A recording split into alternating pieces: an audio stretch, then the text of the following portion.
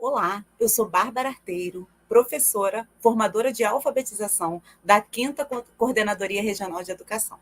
É com grande satisfação que, em nome da Subsecretaria de Ensino, eu quero dar as boas-vindas aos professores de primeiro e segundo anos, terceiro ano, quarto e quinto anos da nossa rede, que estão nesse percurso formativo conosco no ano de 2024. Sejam muito bem-vindos. Estamos aqui para dar continuidade ao nosso percurso formativo. Gostaria de relembrar que as nossas formações são constituídas como uma ação de parceria entre as gerências de formação de anos iniciais, gerência de alfabetização e anos iniciais e o Motriz através do Matema. Todas as formações iniciaram-se com encontros presenciais, seguidos por atividades na nossa plataforma EAD EPF. Os webinários constituem também, fazendo parte dessas atividades remotas. Esse nosso terceiro webinário, o encontro de hoje, tem como temática leitura e escrita, tema abordado nas nossas formações.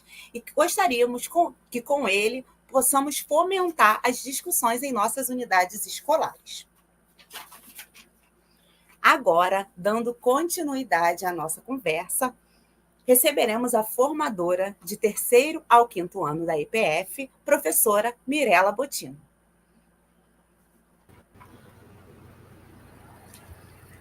Olá, Bárbara.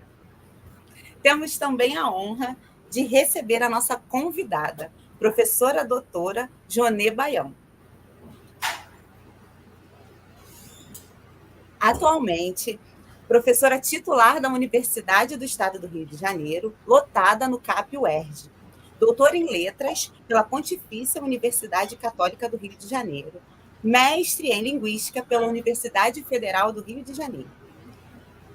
É membro do grupo de pesquisa Formação em Diálogo, Narrativas de Professoras, Currículos e Culturas. Co-coordenadora da linha de pesquisa Educação e Diferença. Tem interesse de estudo na área de linguística, com ênfase em ensino de língua, especialmente em alfabetização, bem como nos seguintes temas: interseccionalidades, raça, gênero e classe. Sejam muito bem-vindas. Bom dia, bom dia, boa tarde, boa noite para a Bárbara, para a Mirella e para quem vai nos assistir. Bom dia, gente. Eu gostaria de agradecer a oportunidade de participar desse webinário para poder compartilhar com vocês aí as informações, as inquietações dos professores e também para poder aprender ainda um pouquinho mais no nosso dia e encontro de hoje. Obrigada, professoras. E agora, dando continuidade ao nosso diálogo, com a palavra, professora Jonê Baião. Mais uma vez, olá. Esse tempo em que a gente distorce o tempo, a gente mexe com o tempo, é muito interessante para a gente começar a conversa, né? Eu estou num tempo que é manhã, mas vocês que vão me assistir podem ser em diferentes horários, né? Daí a gente ficar bom dia, boa tarde, boa noite, oi. Então, sejam bem-vindos à nossa conversa.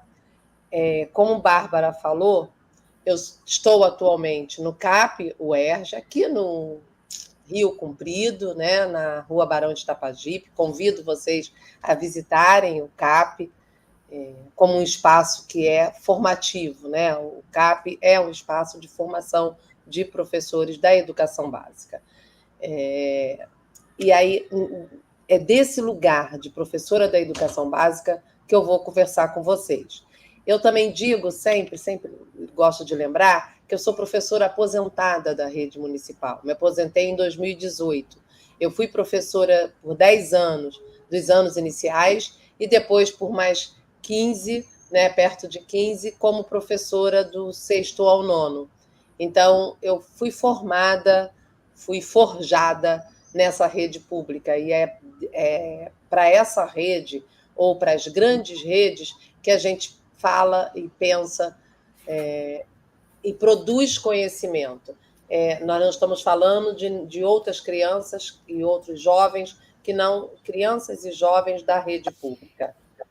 Então, eu preparei uns slides que é por onde a gente vai conversar sobre o que eu estou nomeando práticas alfabetizadoras, né? Explicando um pouco sobre esse título. Na verdade, esse trabalho de práticas alfabetizadoras é um trabalho do grupo que eu sou membro lá do CAP, né? O Grupo de Pesquisa Formação em Diálogo.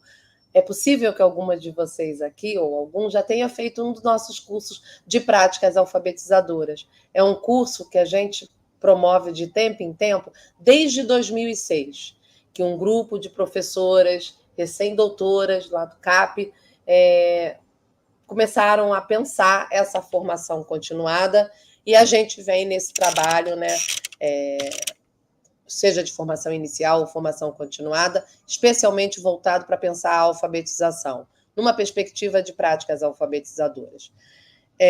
Então, a gente vai atualizando, reatualizando, de pensar da Jonet em 2006, a Jonet hoje de 2024, 18 anos atrás, né?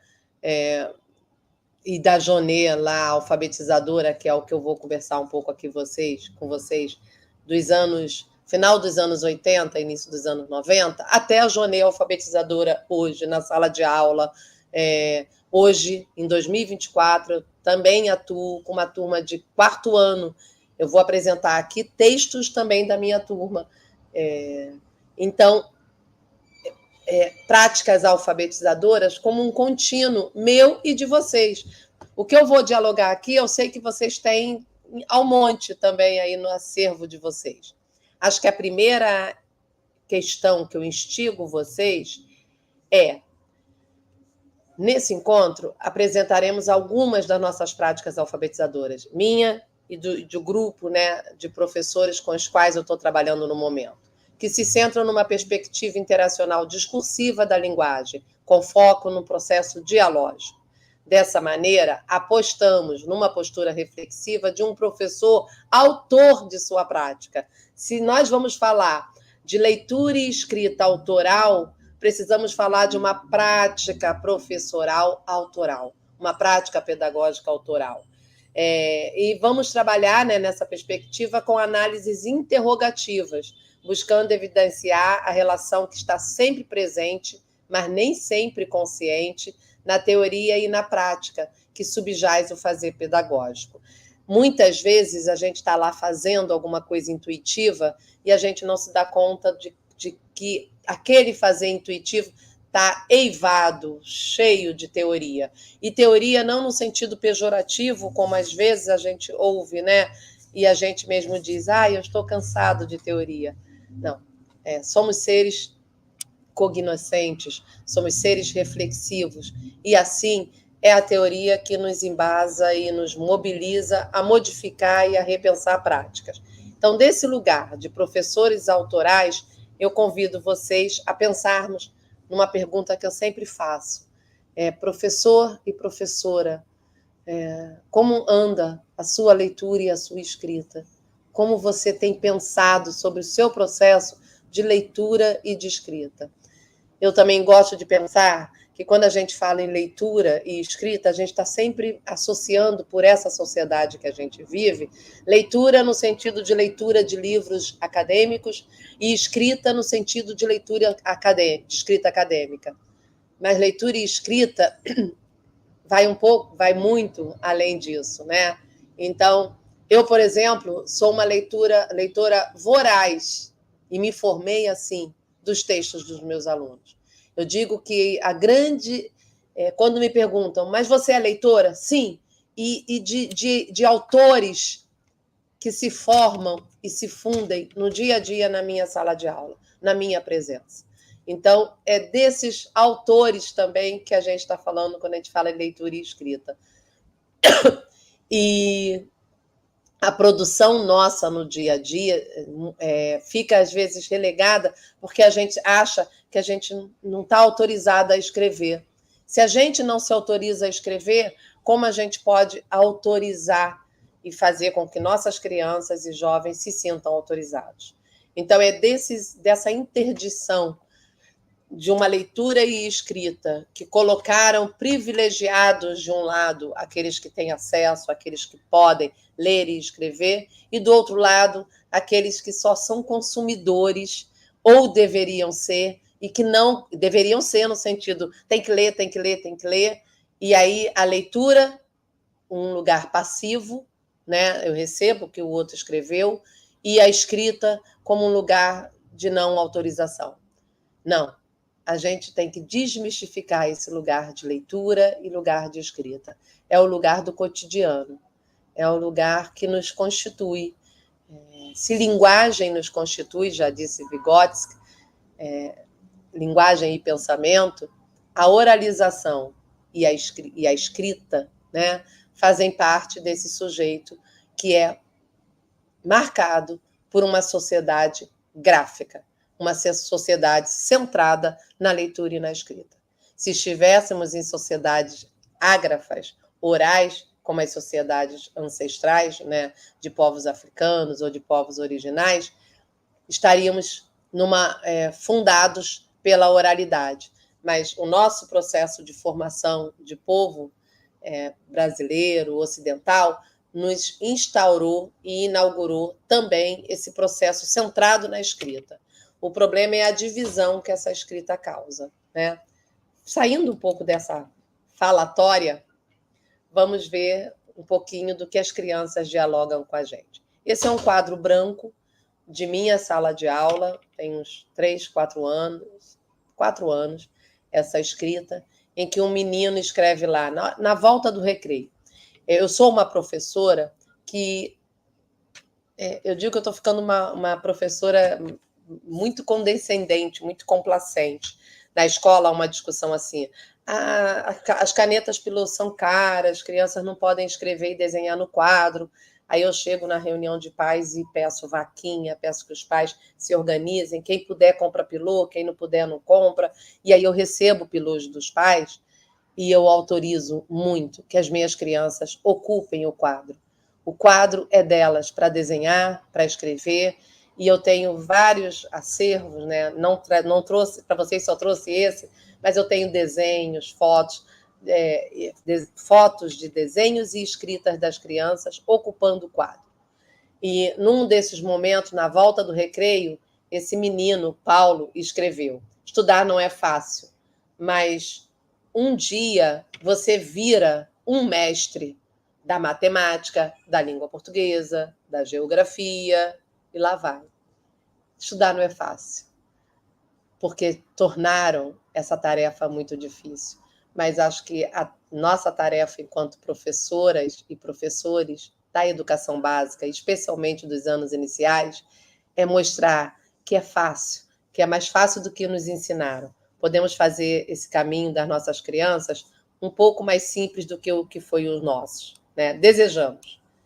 Então, e aí, saindo do Paulo, eu chego no Rogério. Vocês já devem ter ouvido eu falar do Rogério. Eu peço desculpa aos que já ouviram, mas eu não consigo falar de alfabetização sem trazer o Rogério comigo. Rogério foi meu aluno de uma das primeiras, é ótimo, né? Será que existe só uma primeira? Mas a minha primeira turma foi em 1988, lá na Escola Lauro Travassos, atrás do Motel Palazzo, ali em Bangu. Eu digo que a Avenida Brasil é cheia de motéis e de escolas por trás dos motéis. O Rogério foi meu aluno no CIEP Thomas Jefferson, atrás do Motel Bariloche, em Realengo, em 1991, século passado. E Rogério, ele me chama a atenção e eu guardo essa mão para sempre, graças à tecnologia, digitalização das fotos. Essa mão do Rogério me acompanha. Eu dou a mão a ele e vou pensando e desafiando a pergunta que continua sem resposta. Ele desenha uma mão e escreve nessas letrinhas que estão aqui dele e que eu pretensamente traduzi aqui, em que ele diz: era uma vez uma mão muito bonita, respeitosa. Todo mundo chegava perto dela e falava: ah, que mão bonita, espaçosa, muito bonita. Ela era muito pregui, ela era muito poderosa. Por que ela está ali? Rogério guarda aqui um processo poderoso da escrita, que é a reflexão, ou enquanto eu estou escrevendo, ou depois que eu escrevo, o direito de apagar, refazer, repensar rever rotas. Ele estava aqui numa escrita de rima, né? Então ele sabe que a mão é bonita e espaçosa, ocupa quase a folha toda. E aí ele vai dizer que a mão é muito preguiçosa. Só que a semântica de preguiçosa não combinava com essa mão tão poderosa. E aí ele apaga o preguiçosa, né? Que aqui na tradução eu estou botando com C cedilha, mas Rogério ia botar com S. E aí ele termina e bota que a mão é muito poderosa. E ele termina perguntando: por que ela está ali? Essa é uma pergunta profunda e que eu não tenho resposta até hoje, que bom, mas eu percorro essa resposta. Por que as mãos das nossas crianças tão poderosas estão aí, nos papéis, nas escritas, nas cartinhas que a gente recebe toda hora, todo dia, toda hora, e na correria, quando a gente lê, a gente vê o tanto de subjetividade, de vida estão ali naqueles textos, né? Então, é sobre isso. E aí, a gente se pergunta, né? Como estão as produções das crianças? Quando as crianças são autorizadas a escrever? Desde sempre. De diferentes maneiras. Esse texto é da Amanda, a minha aluna de 2020, o ano da pandemia. Eu estava alfabetizando. Eu estava com alfabetização 2020 e 2021. E aí, pela tela, a Amanda produz esse material e manda, né? As aulas eram todas pela tela. Aí a gente fica diante desse texto da Amanda, alguns de vocês também já podem ter visto eu apresentá-lo, e fica se perguntando: o que é isso? Eu vou dar uma dica. É um texto escrito em tempo de pandemia. Qual será esse gênero literário que a Amanda escreve aqui? Amanda faz uma notícia de jornal. Ao centro tem o vírus da Covid. E à volta do vírus, né, da imagem do vírus, tem a reportagem sobre a Covid. Amanda era uma criança de 5 anos pensando sobre a escrita. Olha quanta informação a Amanda tem sobre gênero literário, sobre a maneira como se é gênero literário. Gênero, né, e aqui no caso o gênero jornalístico, né, e o impresso, e como ele se apresenta e como ela pode ousar escrever. Mas se a Amanda não é interrogada e a gente não é desafiado a pensar que ela pode, a gente vai olhar para essa folha apenas como uma bolinha cheia de sinais e de letras. Aí a gente vai classificar a Amanda numa categoria, né? É uma criança que já diferencia desenho e escrita e está numa escrita pré-silábica. Nós vamos além de uma classificação.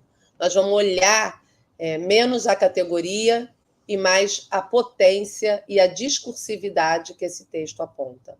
É sobre isso quando a gente fala de leitura e escrita na escola.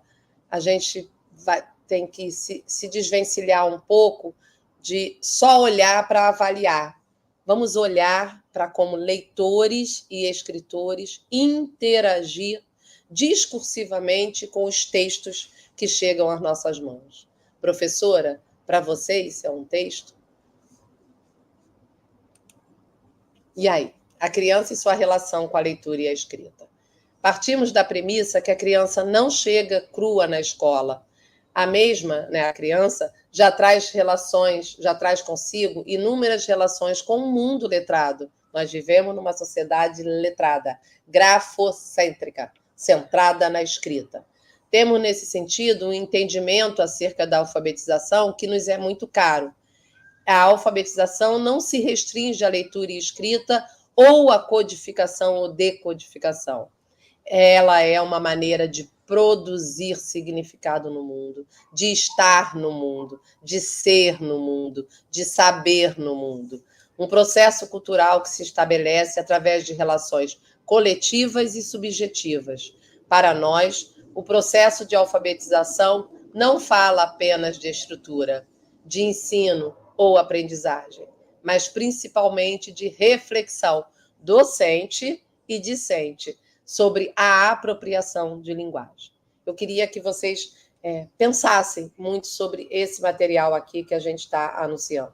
E aqui, quando eu digo a gente, sou eu e um coletivo de parceiras que pensam as práticas alfabetizadoras. Eu, Boni, Cláudia, Mônica Almeida, Cláudia Barreiros. E aí a gente pergunta, né? O que a criança já sabe em alfabetização? O que ela já vivencia? Quais experiências as crianças trazem para a escola? Onde a criança encontra seus materiais de leitura e escrita? E de que materiais estamos falando?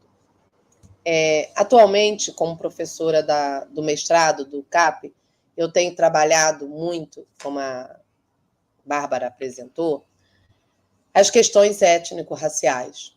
Eu penso que também a gente precisa falar de uma alfabetização que é das classes populares, como anunciava Regina Leite Garcia nos anos 90, mas que essa classe popular tem raça, e é invariavelmente da raça negra, de pretas e pardos. Como crianças negras, a gente tem que pensar o quanto essa escrita atravessa essa comunidade, esse grupo. É impossível eu não falar de Conceição Evaristo. Ontem eu estava, né, com ela numa mesa, numa disciplina que eu e a professora Luísa da UF encerramos ontem. Essa aula está pública, tá? A de ontem. Vocês acham no meu Instagram, Jonê Carla, está lá o link da aula. E aí Conceição Evaristo me remete ao conceito de escrevivência, que a gente não pode banalizar esse conceito, ela falava sobre isso ontem, mas eu acho que todo professor que trabalha com a classe popular deveria ler esse material que foi produzido pelo Itaú Cultural em 2020, que está em PDF, se vocês entrarem na página do Itaú Cultural, vocês conseguem esse material, é Escrevivência, a escrita de nós, e ali a Conceição fala sobre a escrita grafia, né, um dos textos dela, e o desenho da mãe dela no chão como a primeira imagem em que ela pensa sobre a escrita. Quando a gente olha para a escrita na escola só como essa escrita acadêmica, ortográfica por excelência e num padrão único, a gente deixa de fora as experiências da oralidade, a gente deixa de fora as experiências da corporeidade e de outras formas em que a escrita é pensada. Então, num desses textos, a Conceição fala, né, da mãe dela lendo com ela e a família, né, os jornais de Belo Horizonte. E a leitura era muito pelas imagens.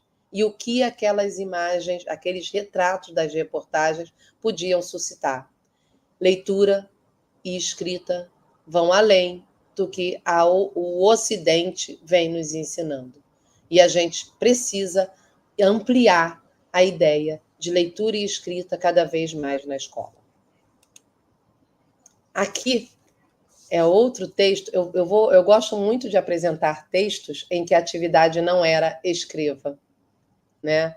Daí eu começar com o Rogério, que era um desenho livre, o Paulo com a escrita no quadro, e aqui é o Davi. Ele organizou um jogo de futebol na hora do recreio. E depois, quando ele chega na sala, na volta do recreio, ele precisa materializar esse jogo, né? E aqui está um desenho de um menino no meio e ele escreve: Davi Silva, ponto. Saiu do time da 33 e nunca mais volta. Jogar por reservas, como é que é? Entra emprestado, fica 5 dias no time da 35. O jogo é a terça-feira, 33 contra 32. A hora do jogo é de 8h40 até 9h10, a hora do recreio. Jornal da plateia. Isadora, Alice, Annalise, Beatriz, Camila.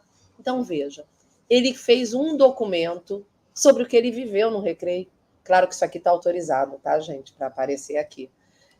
Então, é muito interessante, quando a gente tem olhos de ver e ouvidos de ouvir e corpos de movimento, para a gente ficar atento a todas as coisas que estão acontecendo na sala, com curiosidade agudizada, e a gente vai e encontra esses materiais. Normalmente eles estão embaixo da mesa. Normalmente eles estão escondidos e quando a gente chega perto, esse papel é dobrado.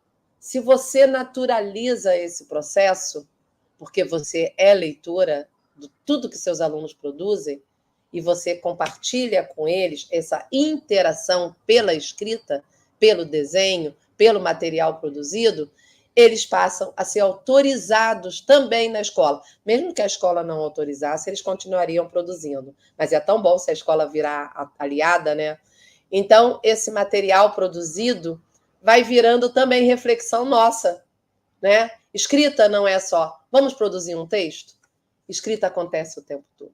A minha atual turma, foi a primeira vez que eu fiz isso, eu incentivei que todos tivessem um caderno de desenho. E eles têm embaixo da mesa um caderno de desenho. Especialmente essa minha turma, a desse ano, não é a dessa turma 33, eles são muito desenhistas. Mas eu diria que as crianças desses tempos têm tido um apego muito grande ao desenho. E às vezes na escola a gente acha que desenhar é coisa menor. A gente proíbe até o desenho, né? Quer dizer, vocês estão entendendo o que eu estou falando. Não é que a gente proíbe, a gente torna o desenho menor. É menor para quem? E por quê? Então, escrever, isso aqui é Conceição Evaristo nesse material do Itaú Cultural. Escrever pressupõe um dinamismo próprio do sujeito da escrita, proporcionando a esse sujeito a sua autoinscrição no interior do mundo. É muito profundo, gente. E aí, ao lado da Conceição, eu tenho a escrita de um aluno. Eu produzi esse texto, ele vai estar na referência bibliográfica aqui, posso depois encaminhar, acho que algumas de vocês também já devem ter lido, Eu Aprendi a Ler no Final. Eu escrevi um texto sobre o processo de avaliação no final do ciclo da alfabetização, no caso do CAP, é o primeiro e o segundo ano, né? Em que a gente fica assim, eu aprovo, reprovo, eu aprovo, reprovo, o que eu faço com essa criança? E essa criança escreve um texto para os conselheiros. Eu convidei a minha turma, aí foi um convite de escrita, a escrever cartas para o conselho escolar, né? Para o COC. E ele escreve uma carta para o COC e diz: eu aprendi a ler no final. Se a gente não lê assim, a gente vai ler como adulto e vai ler: eu aprendi mal e no final. Eu aprendi mal e no final. Não é isso que ele escreveu. Eu aprendi. A nasalização está aqui no final. Ele sabe que essa palavra tem uma nasalização, mas ele trouxe para o final. Eu aprendi a ler no final. E aí, professora? Quem está precisando aprender a ler? Quem aprendeu mal? Acho que somos nós. Com olhos de adultos, eivados de preconceitos. Todos. Esse texto não era meu aluno. Eu estava visitando a sala de uma outra colega, né? Na verdade, estava substituindo por uma questão de saúde. E aí um aluno que eu conheci naquele dia escreveu esse texto. Pedi a autorização dele e sou encantada por esse texto. Pedi a autorização dele e dela, né? Em setembro de 2022. Ele me diz assim: era uma vez uma fábrica de chocolates e era uma vez uma fábrica de jogos abandonada e sinistra. Olha que adjetivo maravilhoso. A fábrica era abandonada e sinistra, que acontecia coisas do nada. E uma vez começou a ventar muito forte. E os jogos foram parar na vida real. Ou os jogos foram para a vida real. O que eu amo nesse texto? E começou a ventar muito forte. O que acontece na escola? Que aquela figura de linguagem que a gente aprende, como onomatopeia, muito presente nos textos dos pequenos, vai se perdendo nos textos dos maiores. Você já parou para pensar sobre isso? Repare que a onomatopeia aparece muito nos textos das séries menores. Com o tempo, elas vão sumindo. Processo de ensino, que a gente não potencializa essas onomatopeias. Você já parou para pensar isso, professora? Eu tenho pensado. Todas as vezes que eu pego um texto assim, eu leio para a turma toda. E aí, quando eu leio com a empolgação, eu realço o que eu achei de estilo importante, e aí, daqui a pouco, várias crianças estão fazendo. Então, é processo de ensino a potência que a gente vê no texto que o seu aluno produziu. Aqui é um texto com muita dificuldade para vocês lerem, eu não consigo ampliar. Eu vou ler o que está escrito, mas o melhor era ver esse texto da maneira que ele foi produzido, né? Esse texto foi escrito em 1988. Eu produzi um artigo sobre o Fábio. O Fábio foi meu aluno na escola bélgica, em Guadalupe. E ele era aquela criança, naquela época, o Fábio tinha 16 anos e estava na antiga 5ª série, hoje 6º ano. E ele era considerado pela escola analfabeto, ele não sabia ler e escrever. O Fábio, na minha aula, cada aula ele me entregava um texto. E os textos do Fábio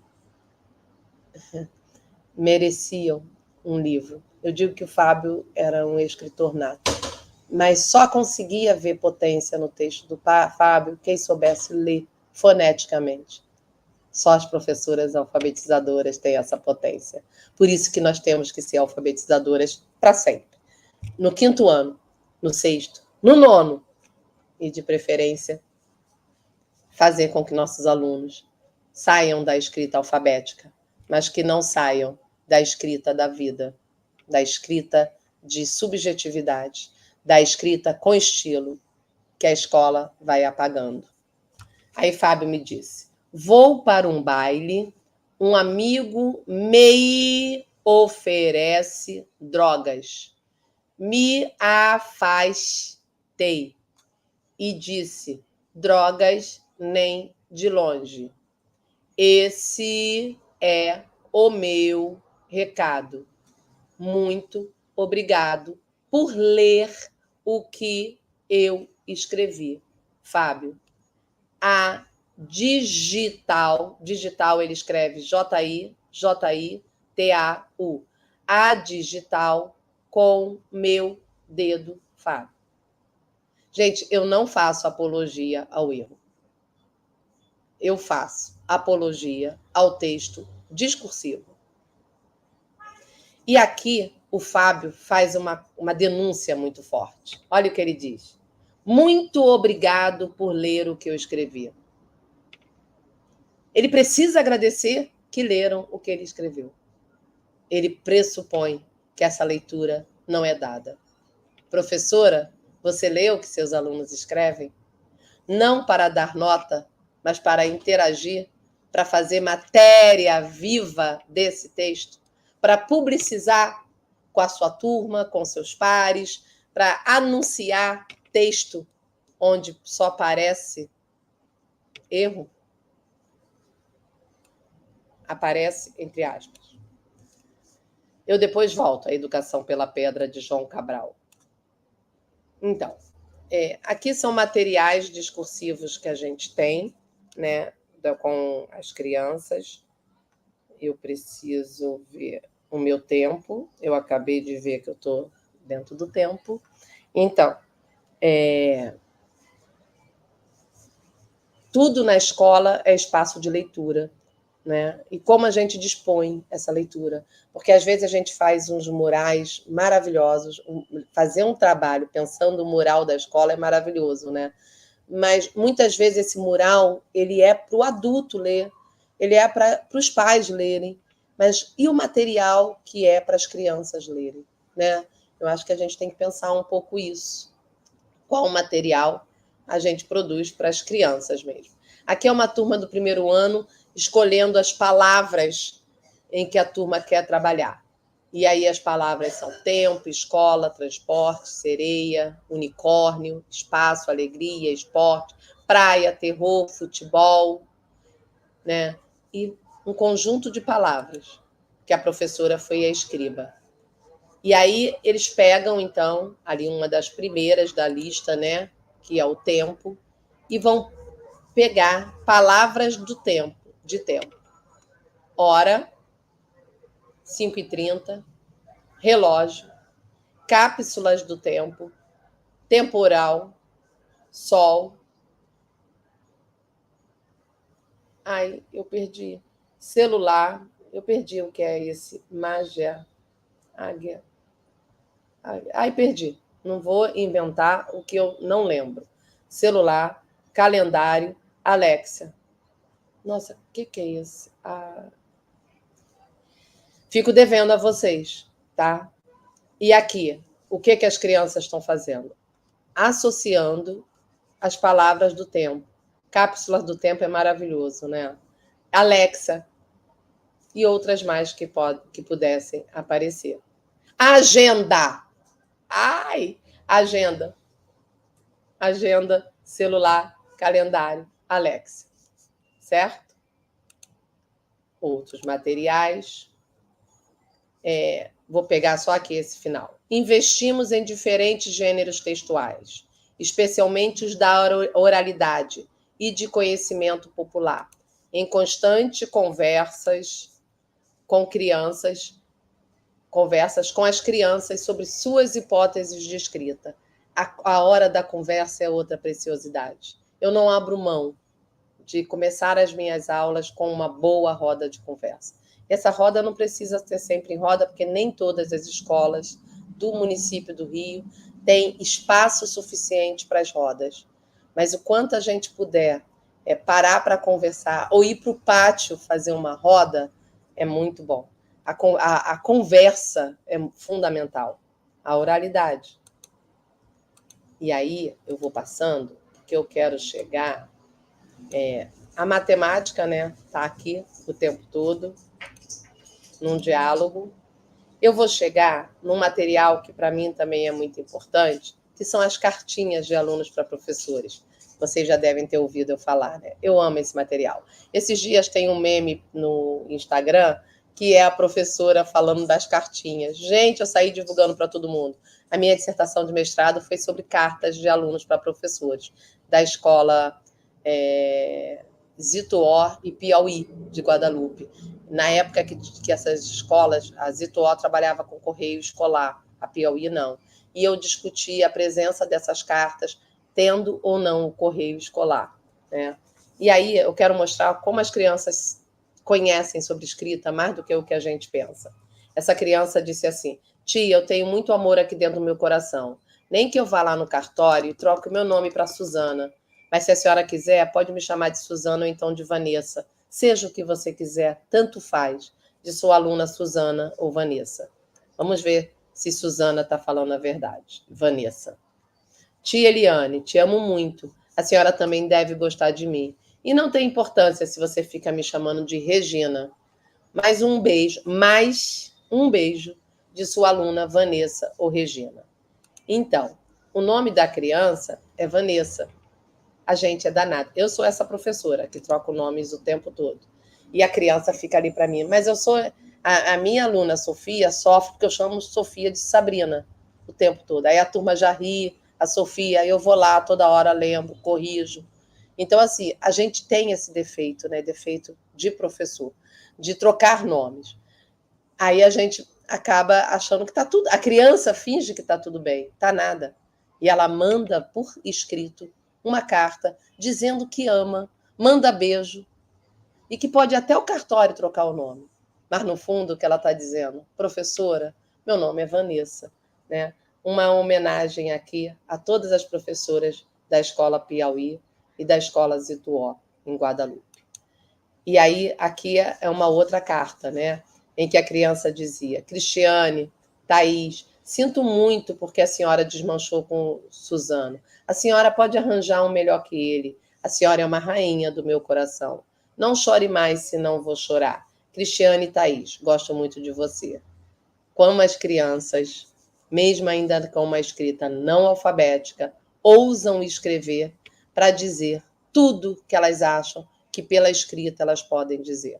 Falta a nós sermos leitoras desse texto. E para terminar a sessão cartinha, ainda tenho esse aqui. Tia, eu sei que eu falo muito, mas eu te amo, do fundo do meu coração. A senhora pode ter todos os defeitos, mas eu te amo. Pela senhora, meu coração bate. Eu amo esse texto porque a criança, filosoficamente, sabe que todo mundo tem defeito. Todo mundo. E que o defeito na escola, para a criança, é falar muito. Mas ela diz, opa, você também tem defeito, todo mundo tem, e tá tudo bem, né? Então, me perdoa pelo meu defeito de falar muito. Eu amo a maneira que as crianças escolhem de dizer muitas coisas para a gente. E, às vezes, a gente não tem ouvidos de ouvir ou olhos de ler, né? Aqui é só um exemplo de atividade que eu faço, especialmente com meus alunos do 3º ao 5º ano, que é o sumário do caderno. Eu fiz a atividade de dia, lá nas últimas páginas, eles têm um sumário, em que eles numeram as páginas do caderno e eles nomeiam a atividade. O que isso me chama a atenção? Por exemplo, aqui, né? Um aluno botou que a atividade que foi feita foi coração de artista. A outra criança nomeou essa atividade como lembrança do coração. A terceira atividade, eles nomearam da mesma maneira, Baleia Rosalina. Baleia Rosalina, é o livro, hein? A quarta atividade, um botou Pau Brasil, Uhul, a sexta, e o outro botou ditado da Físio, né? Aí depois a atividade de desenhar, a 7 ele pulou aqui, atividade de desenhar, atividade das tartarugas. O que eu quero mostrar aqui? Como a criança vai nomear a mesma atividade que foi dada para a turma toda, é muito interessante.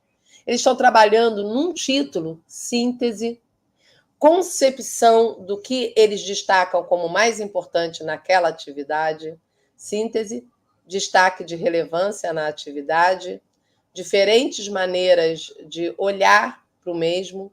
E aí, quando a gente confronta isso, também vai dizendo sobre o meu fazer, sobre o que eu botei em relevância e como cada um viu. Eu acho essa ideia do sumário muito legal, né? Fica aí como uma possibilidade para vocês. Depois me contem. Essa atividade, eu tinha que trazer alguma coisa desse ano, né?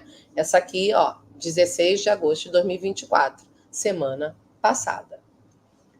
Eu li o poema Outro Adivinha, de Ricardo Azevedo, e aí eles escreveram a partir desse poema. O que nos faz ver o mundo diferente? Nossos olhos? A gente? Nossos olhos é o que faz nos ver tudo diferente. Tipo, o fulano e ciclano. Vê meus desenhos de uma forma normal, mas eu vejo os meus desenhos de uma forma muito linda. O Benjamin deve ser igual eu. Todo mundo vê o Benjamin da forma normal, mas eu vejo o Benjamin como melhores amigos. Por minha rua, não dá para falar. Bom, melhor. Tiroteio, briga, evento de pipa, e atrás da minha vila é favela. Olha o quanto essa criança põe nesse texto camadas de percepções. Essa criança é autora desse desenho. Ele é um desenhista. Aqui ele nomeou esse desenho como corpo humano visto pelo olhar de uma criança. Esse título é dele. O corpo humano visto pelo olhar de uma criança. Ele é desenhista. E aí no texto ele escreve, e o Benjamin também é um desenhista, ele escreve reconhecendo-se como desenhista e que pode ser estranho aos olhos do outro, e reconhece o Benjamin como desenhista.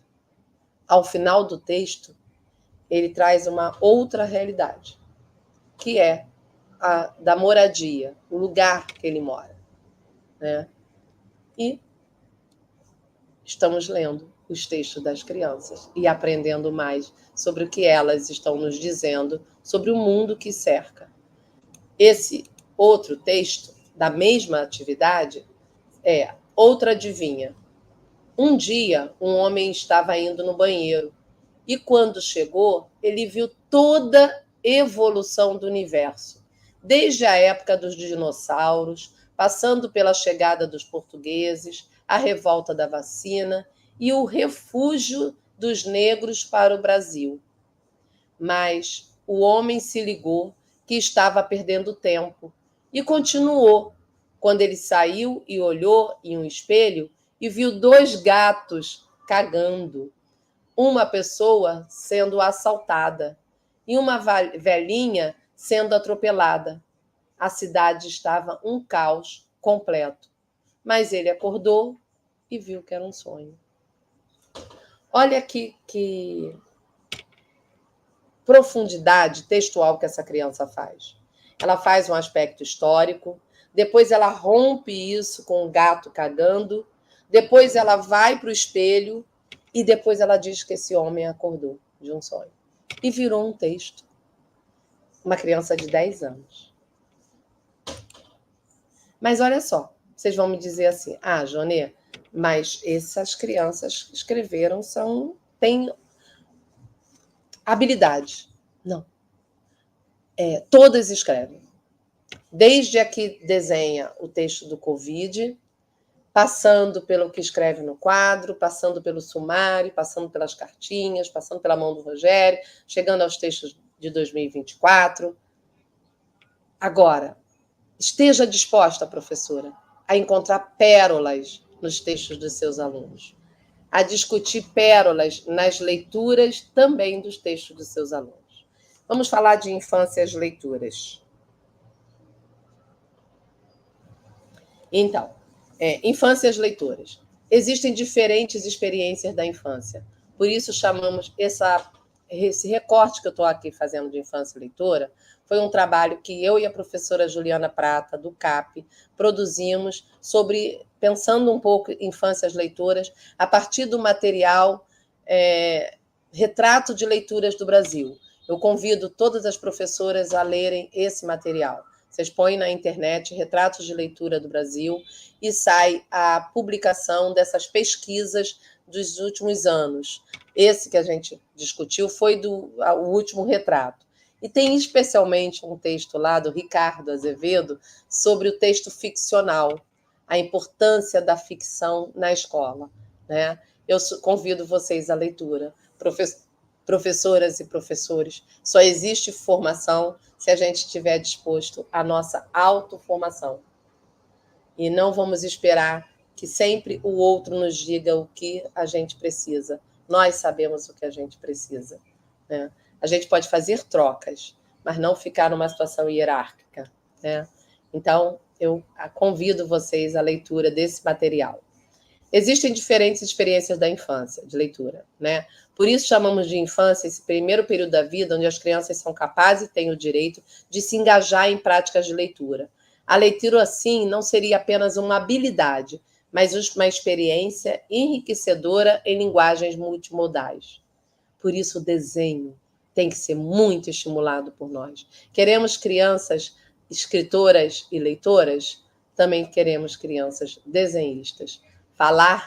Que falem desse mundo tão doído por diferentes formas, né? E aí, buscando respostas para essa, vamos pensar algumas perguntas. Qual é o papel da leitura na formação do ser humano desde a infância? Como a experiência da leitura contribui para o desenvolvimento integral das infâncias? Como podemos garantir que todos os estudantes tenham oportunidade de leitura e desenvolvimento da experiência literária? Você lê, professora? Você lê os textos dos seus escritores que estão em 30 e 40 na sua sala? Você é leitora do escrito do seu estudante?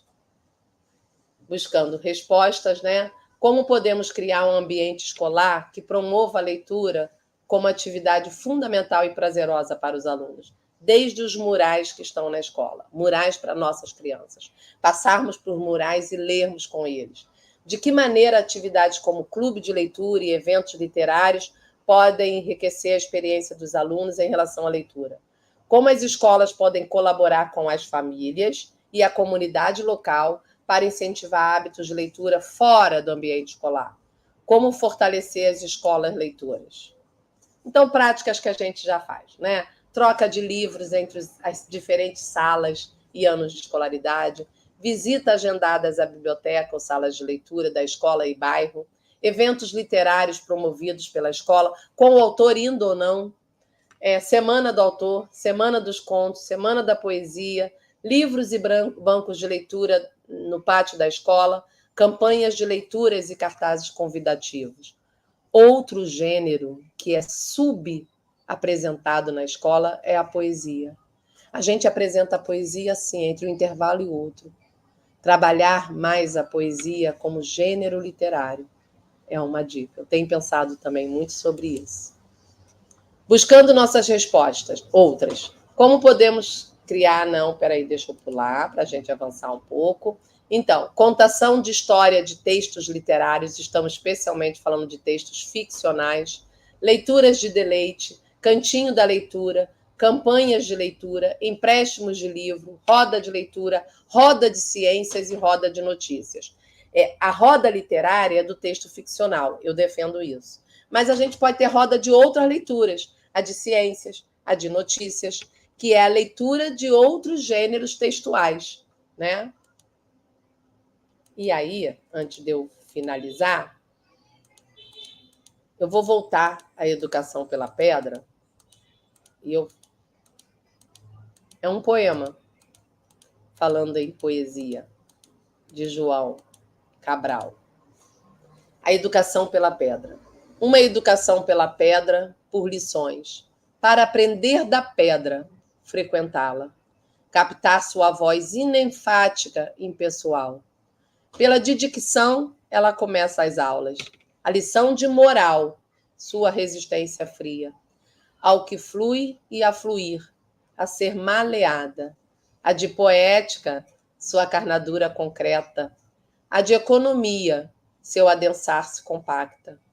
Lições da pedra, de fora para dentro, cartilha muda para quem soletrá-la. Outra educação pela pedra. No sertão, de dentro para fora. De dentro para fora, pré-didática. No sertão, a pedra não sabe lecionar. E se lecionasse, não ensinaria nada. Lá não se aprende a pedra. Lá, a pedra, uma pedra de nascença, entranha a alma. Por que eu gosto desse texto, né? Porque gosto. Mas ao lado de gostar, a gente tem tanto que descobrir esse Brasil mais para cima, menos para baixo, e as nossas crianças da classe popular, pretas e pardas, as nossas crianças negras, elas são muito oriundas desse Brasil do Norte e do Nordeste. Mas não só por territórios, pensar o quanto o nosso fazer na educação é tentar essa educação pela pedra, aprender a lição dela, essa pedra que não fala, mas que nos atravessa. E a gente vive a tentar descobrir o quanto dela está em cada um de nós, dessa pedra inefática. Vamos aprender sobre o que a gente não pode imaginar, né? Sobre o indizível, sobre tantos ins, né? Então, o meu convite com vocês foi: professor e professora, vamos ler e divulgar, publicizar o material dos nossos alunos.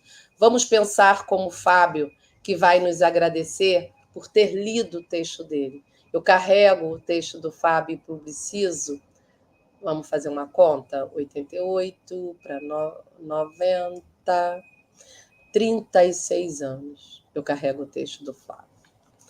E há 33 eu carrego o do Rogério.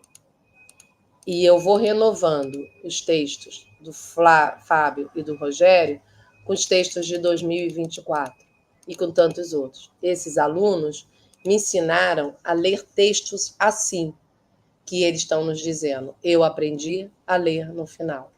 Eu me formei professora e tenho me formada como leitora dos textos dos meus alunos. Por isso eu ainda me encanto tanto. Na altura dos meus cabelos brancos, pintados, eu me encanto tanto por cada dia que eu estou em sala de aula, ver produção textual como a desse meu aluno ou a de tantos outros. Eu trouxe aqui alguns, mas eu tenho textos que vão falando e que vão dizendo de vida. Eu quero a matéria vida, porque as outras matérias tá para lá. Obrigada pela escuta sensível. Espero que eu tenha contribuído um pouquinho para incomodar os sonos injustos de vocês. Vamos à leitura e à escrita de uma outra história. Obrigada, professora Jani. Muito obrigada pela sua fala com tanto encantamento que também nos encanta. Né? Obrigada por trazer para a nossa conversa Conceição Evaristo e suas escrevivências, Fábios, Rogérios, dentre tantos outros que também nos afetam. Né? Sua fala nos mobiliza, nos inquieta, né? E nos leva a refletirmos mesmo como tem sido essa nossa leitura e a nossa escrita, né? Voltada para o nosso olhar, voltado o nosso olhar para essas escritas dos nossos alunos. Né? Muito, muito obrigada por sua fala potente e que eu tenho certeza que, como me inquietou, né, também vai causar algumas inquietações nos nossos professores.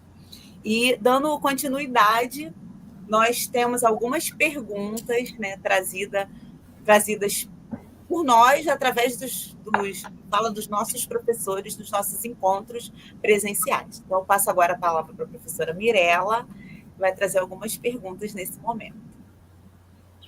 Então, Bárbara, antes das perguntas, eu queria dizer que assim, é sempre realmente incrível ver a Joni. Não é a primeira vez que eu escuto ela, mas é sempre um grande aprendizado, de verdade, e que é isso que você falou, esse encantamento que ela passa para a gente, né? Ver as práticas, ver os trabalhos dos alunos é incrível. E aí ela falando e eu anotando, já pensando nas nossas próximas formações também, né? Para a gente compartilhar com esses professores ainda mais coisas maravilhosas que a gente vê. Bom, e aí eu queria falar só um pouquinho, antes das perguntas também, sobre o nosso encontro 3. A gente trabalhou as práticas de leitura e de escrita nos anos iniciais, e o objetivo principal foi a gente refletir sobre essas estratégias de leituras, quais seriam as possibilidades para a gente consolidar e desenvolver essas habilidades que talvez ainda tivessem não sido ainda tão consolidadas com os nossos estudantes. E a importância também das estratégias de leitura, não só em língua portuguesa. A Joni até apresentou rapidamente gráficos em matemática, e pensar nessa necessidade da gente também ter a compreensão da língua, né, que a gente fala, que a gente escreve, nos outros componentes curriculares, que é fundamental para que as crianças compreendam também a matemática, a ciências, a história, a geografia. Bom, e aí, esses encontros, eles trouxeram para a gente muitas informações, muita troca, né, de experiências entre os professores e as professoras, e algumas inquietações. E 2 perguntas a gente selecionou para trazer para a Janê, para ela poder ajudar a gente nessas respostas e compartilhar com os nossos professores. A primeira dela foi: como mobilizar as crianças para as práticas de leitura e escrita no cotidiano escolar? E a segunda é: como podemos interagir com os textos das crianças? Joni até já falou muito sobre isso aí, né? Mas foram essas 2 perguntas que trouxeram para a gente. Eu vou começar pela segunda, depois você me reforça a primeira. Como interagir com o texto das crianças?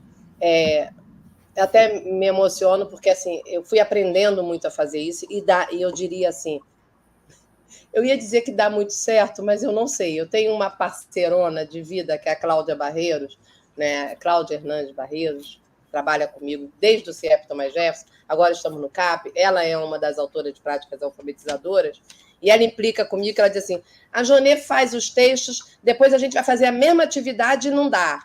E aí a Cláudia reclama disso.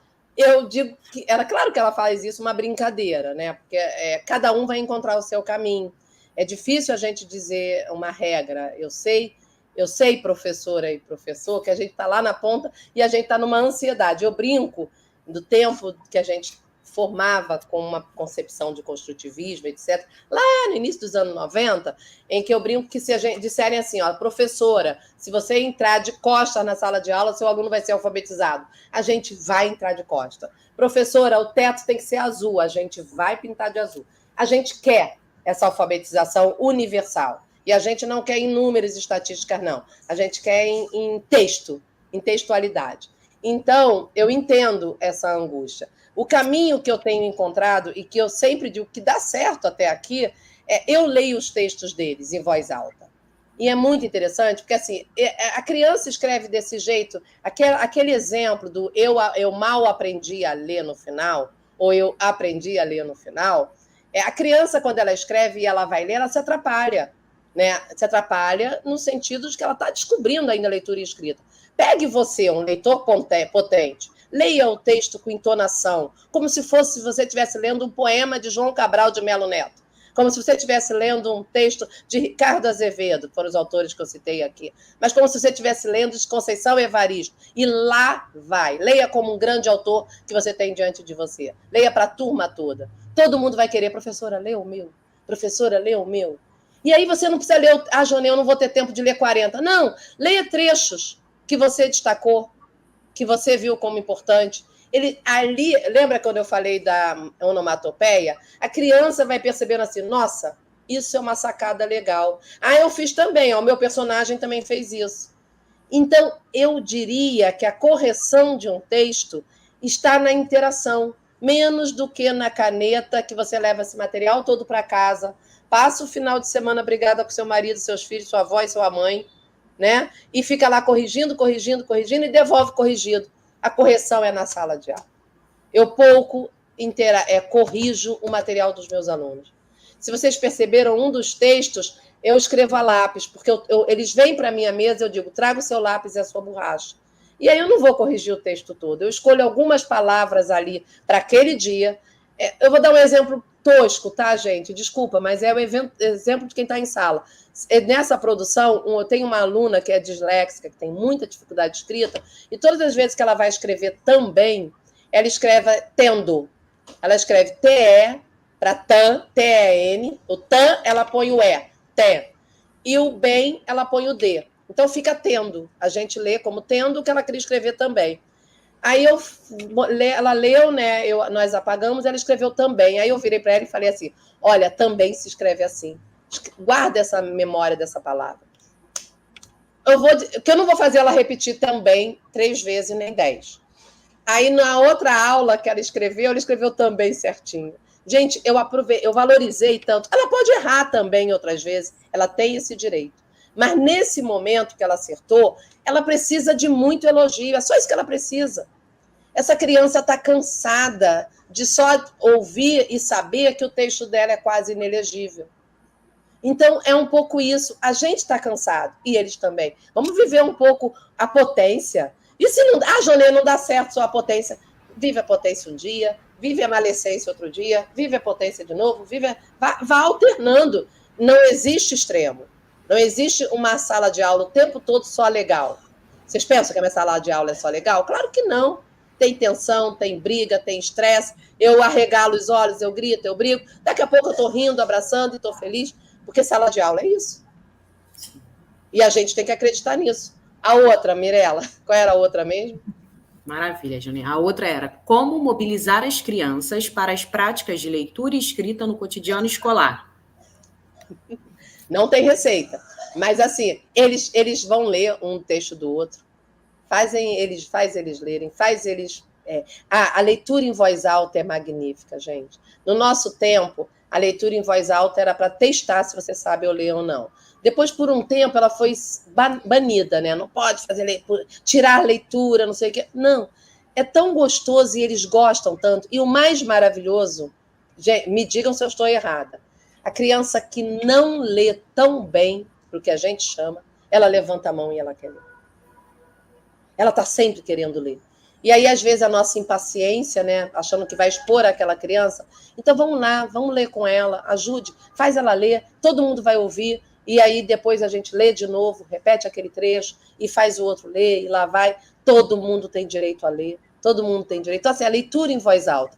E aí, essa semana, eu botei uma palavra no quadro, era alguma coisa que estava acontecendo que era lógico, não sei se era dialógico, biológico, era uma palavra que tinha um lógico lá no meio, mas era uma palavra grande, eu não vou lembrar. E aí eu escrevi essa palavra no quadro e pedi que eles lessem. Então, assim, eu fico rindo com isso, porque a gente sabe que há alguns treinos, né, de leitura de palavras que não existem na língua portuguesa, para ver se a criança consegue ler qualquer palavra. Eu não preciso de palavra que não exista em língua portuguesa. A língua portuguesa ela é marcada por palavras proparoxítonas, paroxítonas e oxítonas. Então, eu boto essas palavras no quadro e que normalmente as crianças não conhecem, às vezes nem nós, adultos. Ignóbil, surgiu lá num texto. Eu boto no quadro e peço que leiam. E vamos ler. Aí tem aquele que lê certo e fica todo feliz. Tem o outro que leu dialógico. Aí o outro, não, é dialógico. Estou dando como se fosse esse exemplo. Aí vamos... Ou seja, percebam o que eu estou dizendo aqui. Eu estou fazendo as crianças perceberem o acento, a leitura, a tonicidade, sem precisar ser... essa é a aula que eu vou fazer isso. Às vezes, nós gastamos tempo em atividades mecânicas, quando a gente pode ganhar tempo em atividades de vida.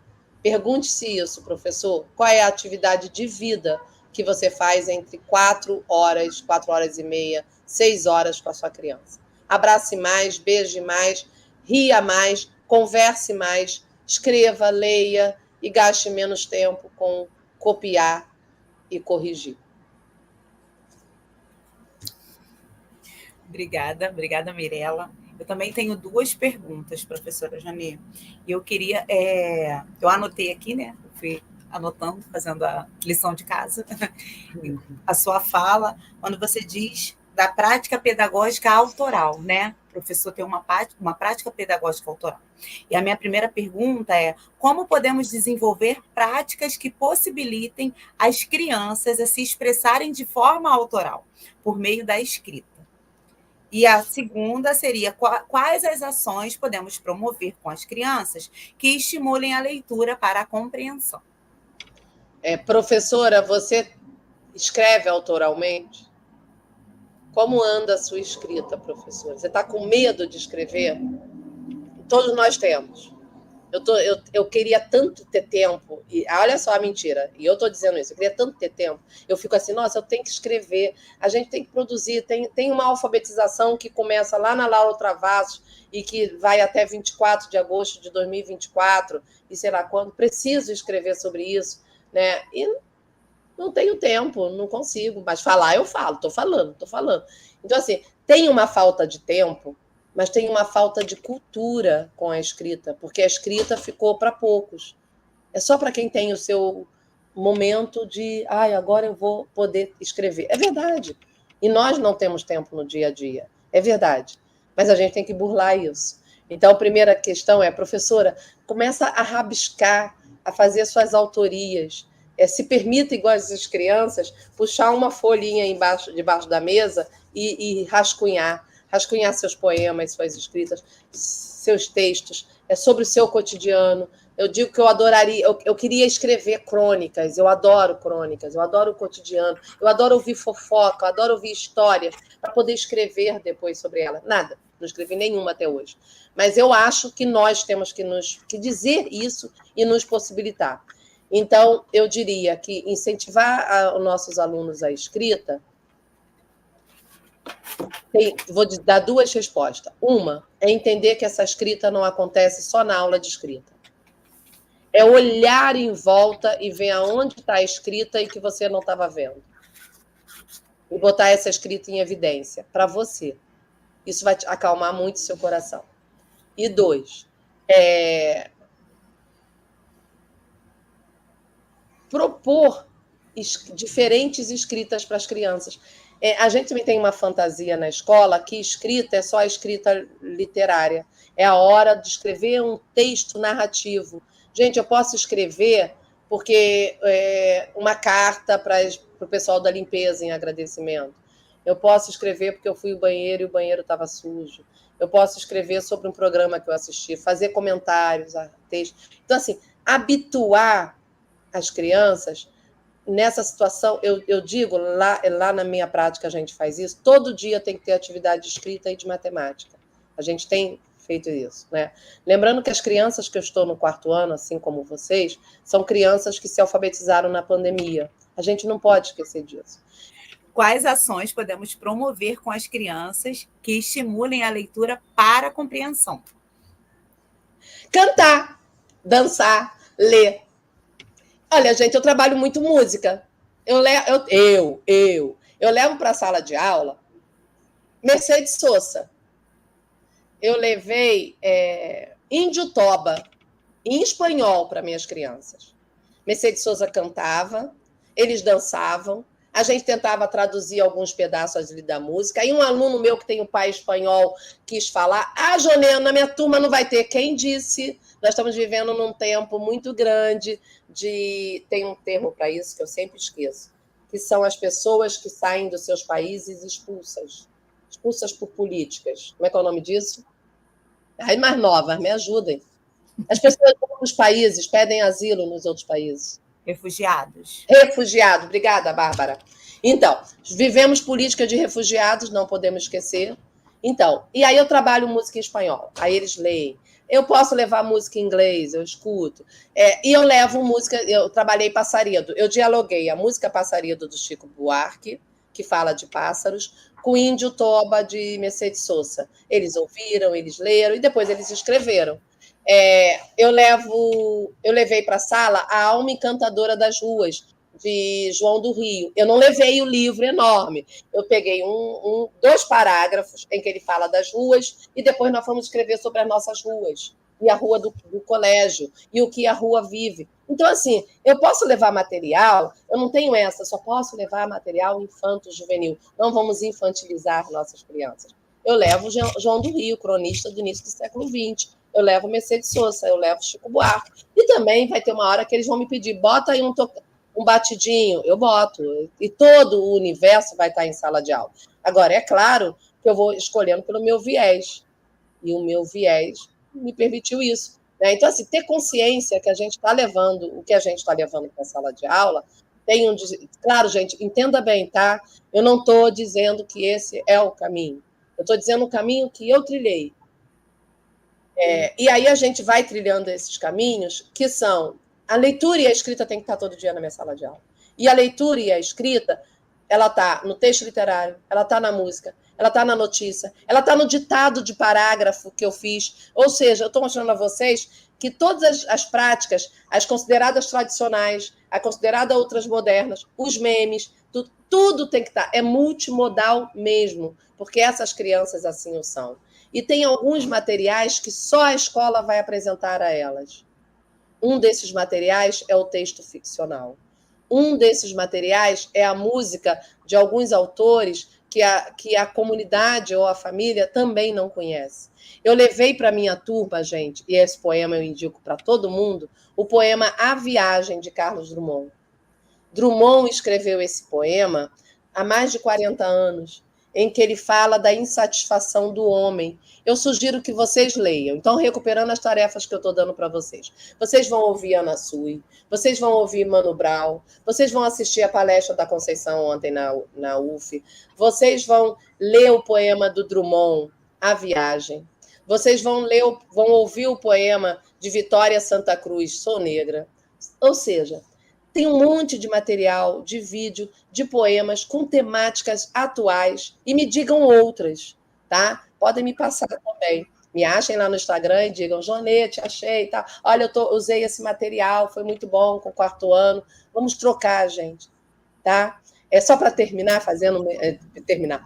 Eu tenho lá indico para vocês 3 Instagram de minhas orientandas, tá? Elas precisam de seguidores e precisam para o mestrado dela.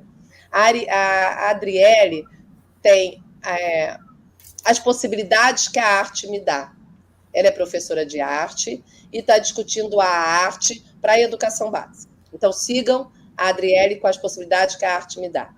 Sigam a Laís, que é da rede e que já defendeu com o Ubuntu HQ. É um produto educacional que ela discute a revista em quadrinho para crianças da nossa rede. E o terceiro é a Vanessa Balbino, com a Boa Mática, também com atividade de matemática. Eu estou dando esses exemplos, que é assim, e me digam os Instagrams que você tem. O Instagram virou uma rede também de formação. E a gente se forma também ali. Os podcasts, tá? É muito bom quando a gente troca e quando a gente olha para nosso fazer pedagógico com um pouco mais de potência e de solidariedade. A gente precisa ser mais parceiras da gente, tá? Respondi, Bárbara? Sim. Não, meio assim, né? Mas... Sim, com certeza. Mas, infelizmente, nós estamos nos encaminhando para o final, né? Poderíamos ficar aqui se tivéssemos mais tempo, mas, infelizmente, nós estamos caminhando para o final desse encontro potente, onde nós fortalecemos as nossas práticas, repensamos, né?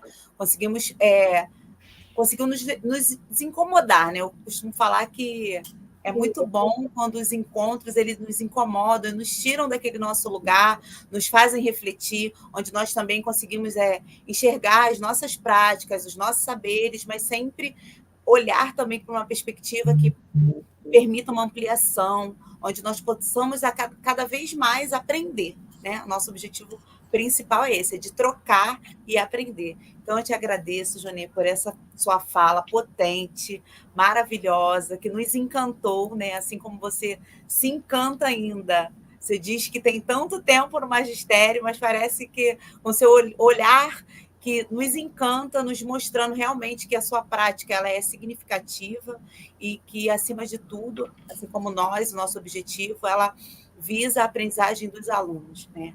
Nós sabemos que, muitas vezes, nós temos mesmo situações que não conseguimos dar conta por conta de fatores que são para além da sala de aula, mas o nosso fazer ele precisa ter esse cuidado, né, de afetar o nosso aluno, de fazer realmente a diferença. Então, eu te agradeço e agradeço a presença da Mirella também.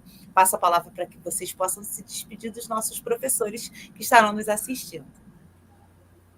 Eu quero agradecer a escuta, né? Só isso. E desculpa ter passado tanto do tempo.